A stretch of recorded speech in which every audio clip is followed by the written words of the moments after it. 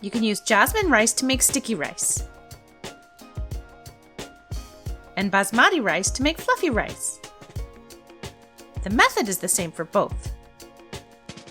You'll need a pot with a lid, ideally with a thick bottom, but it's okay if not. Measure out a cup of rice and add it to the pot. 1 cup serves 4 people. We like to rinse the rice 2 or 3 times with cold water until the water becomes fairly clear. This step isn't necessary, but it's highly recommended. We'll show you why later. You'll never get it completely transparent, so only do this 3 times. Pour into a strainer and shake to remove as much water as you can, then return the rice to the pot. Now it's time to cook the rice. Measure out 1.5 cups of water and pour into the pot. The ratio is always rice 1 and water 1.5, regardless of what unit of measure you're using. We add a ½ teaspoon of salt. This is optional.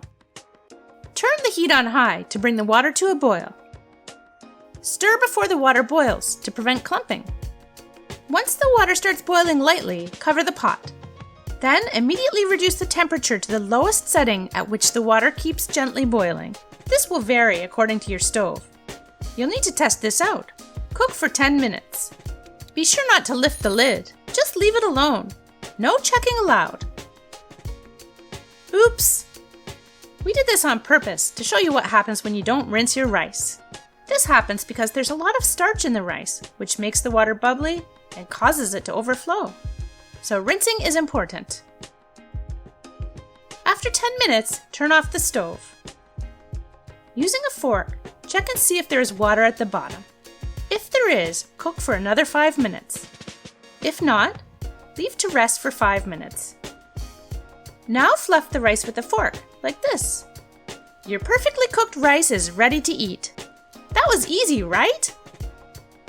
If you find our video on cooking rice helpful, please click on the thumbs up and subscribe to our channel. Now you just need to think of what you'll eat along with the rice. If you like this video, you'll probably enjoy this one too.